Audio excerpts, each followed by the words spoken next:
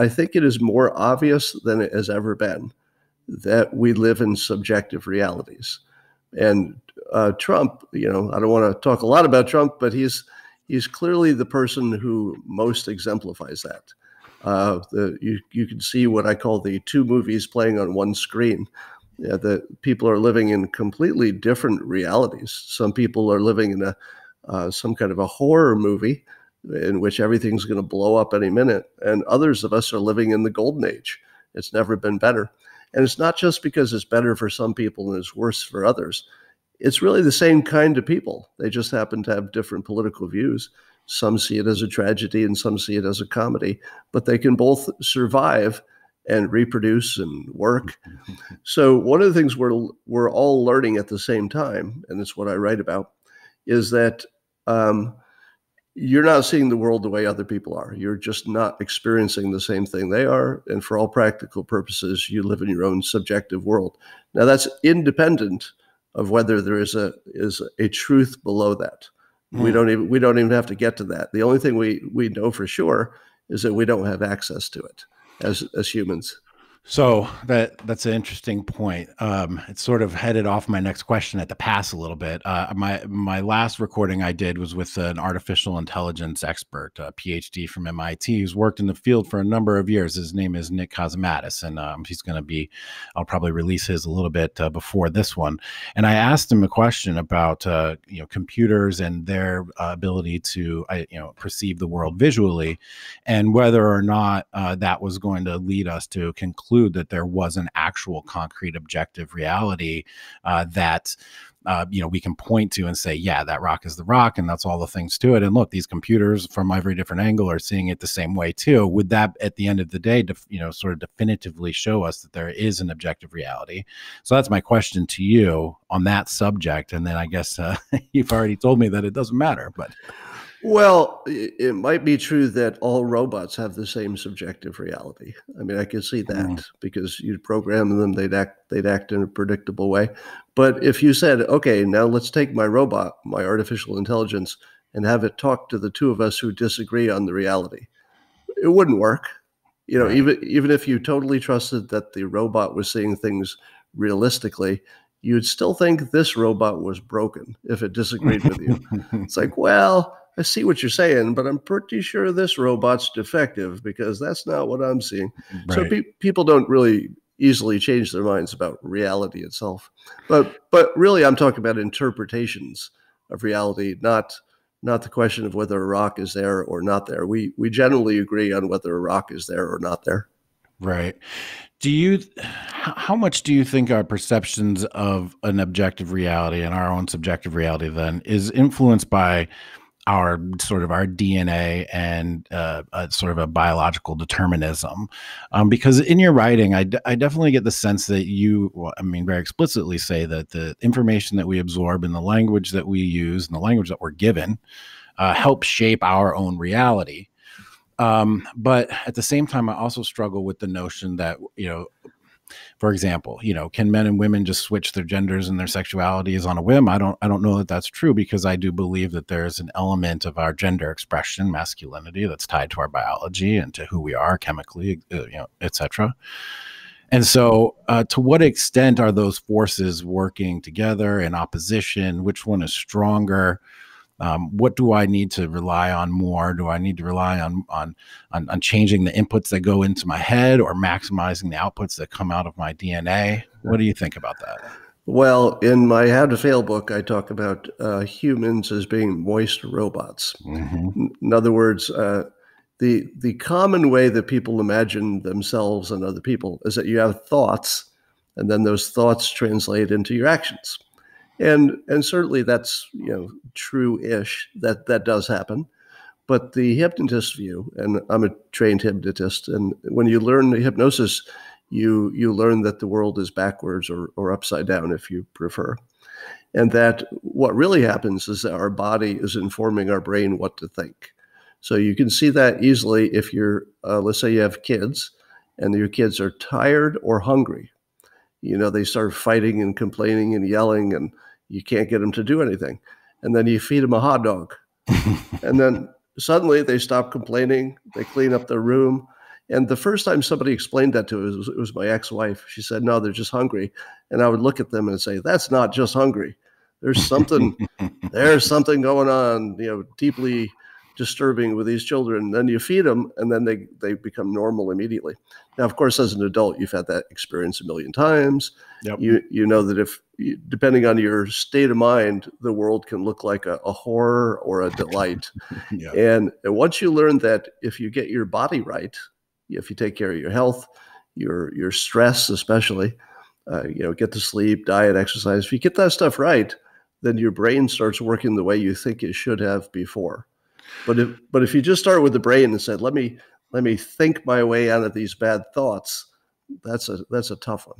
Yeah, interesting. So if you took two people who are watching the screen and seeing two different movies, and you feed them properly, train them properly, exercise them, give them enough sleep, make them as comfortable as possible, is that going to get them closer to the same movie, or are they still going to be seeing two different movies? If you can optimize yourself, you're still going to have those differences. Yeah, you're still going to have those differences. The only difference in that example you gave me is that the people watching the scary movie might be less scared. Yeah. Yeah, because if your body is physically in good shape, you can handle stress better. So that would only be a minor correlation there. Is it possible to get people to watch a different movie? I hear people who say that I've changed them. So I asked after the 2016 election, I did a tweet in which I asked people if anything I had done had changed their vote or their opinion about Trump as a candidate. And I think something like, if I recall, 1,500 people told me that they changed their entire political view because of watching me. Now, that's just how many people responded. Right. So you can usually, 10 times that at a minimum. Right. So I don't know, maybe 50, 100,000 people changed their views after watching me, but they were probably people who did not have super hardened views. So the people who said, let's say they were conservative to begin with, and their first impression of Trump was negative, well, they were still conservatives, and he was still promoting conservatives' views. So it wasn't that big of a leap to go from, being conservative to embracing Trump. It would be really hard to change somebody from Democrat to Republican or vice versa. Huh. Changing Hey, everybody, that's my dog, Rosie. Hey, Rosie. My podcast listeners and audience definitely know Rosie. And just so happens the mailman decided to come right as we're recording. So, Rosie, thank you, honey. I'll probably edit this part out. I don't usually edit anything, but maybe this part. So that brings me to another question. So if people, well, first of all, Democrats are deplorable is kind of my whole shtick. So that's where my main focus has been on myself. I went through a process of abandoning the Democratic Party. I voted for Obama 2 times. I probably voted for Clinton if I can remember. I never ever voted Republican. No one in my family ever voted Republican. But 2016 was the time at which I realized that the Democratic Party had definitely moved away from me, and that the new Republican Party, as embodied by Trump and some other elements to it, were appealing to me. And so maybe I didn't really change, the party's changed. I think that's one reasonable example. But if we are destined to watch 2 different movies, and in doing so, watching those 2 different movies leads us to conflict, or why don't I ask you, what are the consequences of having a nation that can observe the same thing and come away with 2 almost terrifyingly different conclusions? Well, first of all, it's not new. So you have to, if you look at the super big picture, or the course of evolution over the life of the earth, look at all the animals who don't understand their reality. Does a clam understand its reality? Does your dog understand its reality? Really? I mean, doesn't know that the mailman is delivering mail. Just thinks it's an intruder or something, right? Right. So apparently, and I think we can say this safely because they're just literally tens of thousands of examples and no counterexamples. We can see all these creatures who don't understand their reality. They're not humans, but they don't understand it, and yet they can reproduce. They have everything they need. There's nothing lacking if they can reproduce. That's all evolution demands of you. So what are the odds that humans have evolved to finally get to the point where they understand their reality, and you were lucky enough to be here for it. I mean, 15 billion years of since the Big Bang, and how lucky that this little 100-year period, you just happened to be born when we figured it all out. So I take it as a given that we don't understand our reality. But the two movie thing is not that different from a lot of things we see that work. For example, capitalism is, buyer and a seller, each are trying to get it over on the other one. It's, there are probably 9 out of 10 things fail in capitalism. And yet capitalism works, even though it's built around primarily failing. Right. 9 out of 10 businesses, that's a pretty big failure rate. And if you look at voting and democracy, democratic systems, republic, etc., it's full of conflict and lying and fake news, and it seems like it's just this big cauldron of bile and evil. And then we wake up in the morning and we have the strongest economy, a super capable military. We're safer than we've ever been. And I'd have to say that the conflict that we see is largely a theatrical construct, meaning that because politics is now our new form of entertainment and the whole world is watching, you see essentially the exaggerated, hyperbolic, theatrical version of reality. And people, as a lifestyle, they buy into one version or another. But there's something about the way the system is designed. Let's give all credit to the founders who came up with the Constitution, and we've tweaked it over time. But it somehow handles all of that conflict, all of that stupidity, all of that selfishness, all of that fake news, all of that lying, and produces the golden age.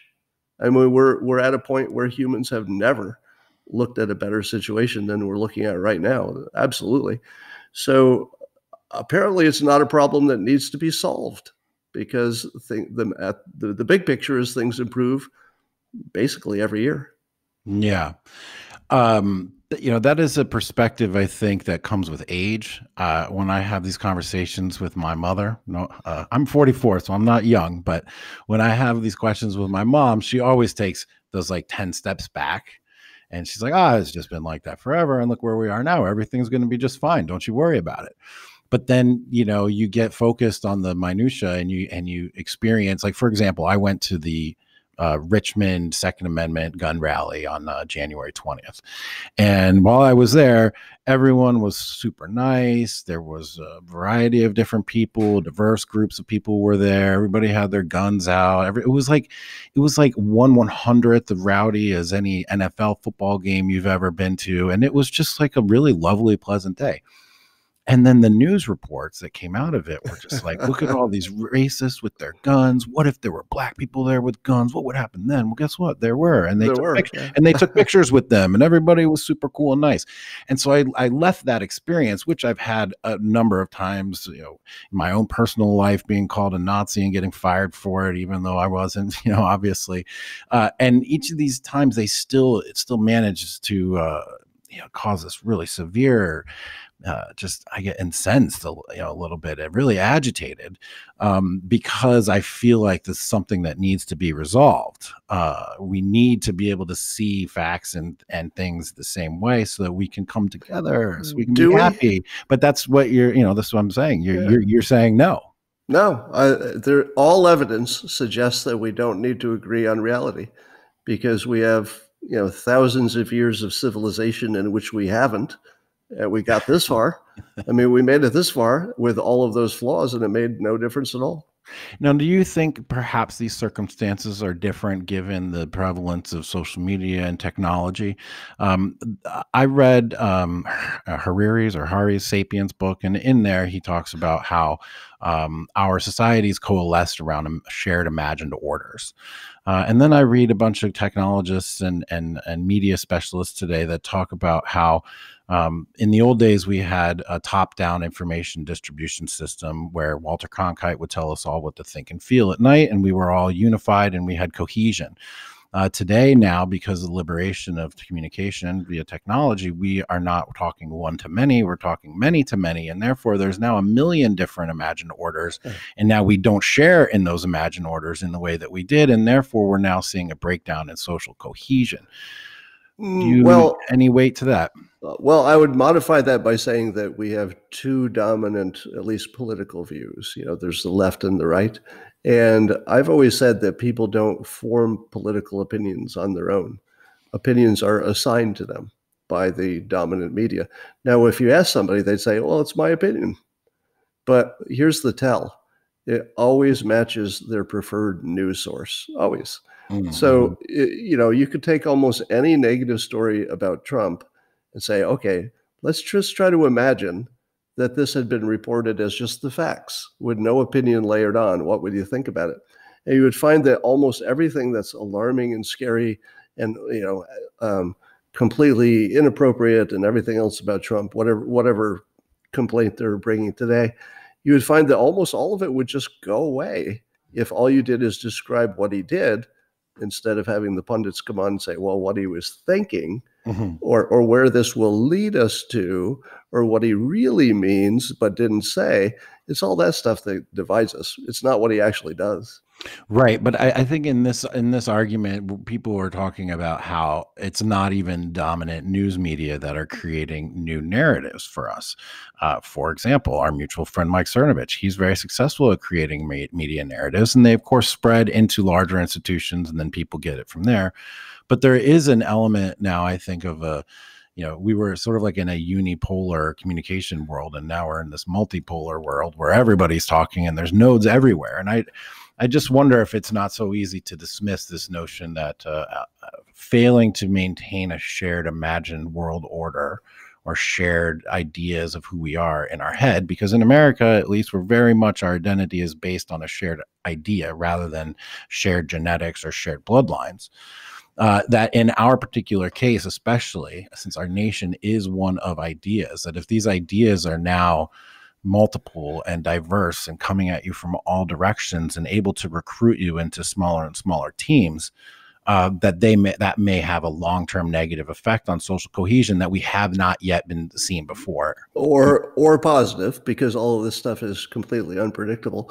But what I see, what I see is, it seems like it used to be a question of, you got your Democrats against your Republicans. Then, of course, you had the media that was a big player. But I think because of social media, we now see a battle that seems to be shaping up between two sides, one that has money and the other has influence. Now, both sides have both some money and some influence, et cetera. But people who are skilled at influence, they actually have the tools to influence, and Mike Cernovich is one, I'm another. If we have a big enough audience, we become the people who create that shared imagination. Yeah, I don't mean just me personally, but people who are influential enough to have big audiences, and they're good with words and they understand persuasion, so they can package their words just right. They make things viral. I mean, if you look at Jack Posobiec, Mike Cernovich, or my Twitter, you see that all three of us can generate fairly viral tweets at will. Yeah. Almost every single day, all three of us are hitting at least one that gets a lot of retweets, usually several. So, and I think that because we have unlimited reach, we are now competitive with people who have money and can buy the New York Times, can buy the Washington Post, can buy their own channels of influence. I think it's becoming a fair fight now. Didn't used to be. Well, that's an interesting frame to put it in. Yes, Jack Posobiec, Jack and I are good friends. I've known Jack now for almost half a decade, and he is just one of the finest gentlemen that I have met, period, in life. And I have nothing but great things to say about Jack. He's just a good man, a family man. His wife is lovely, and always love spending time with them. But he has been on fire lately. His Twitter has just been on fire. And you're right. He can fire things out at will and generate massive interest and spread stories and create narratives and actually control the legacy media as if they were on the end of a string. And I wonder to what extent that breeds that. I mean, the legacy media hates you guys, and how much of that is out of jealousy or fear. And I want to circle back later to this idea of fear. I feel like a lot of us are motivated. We're all motivated seemingly by fear.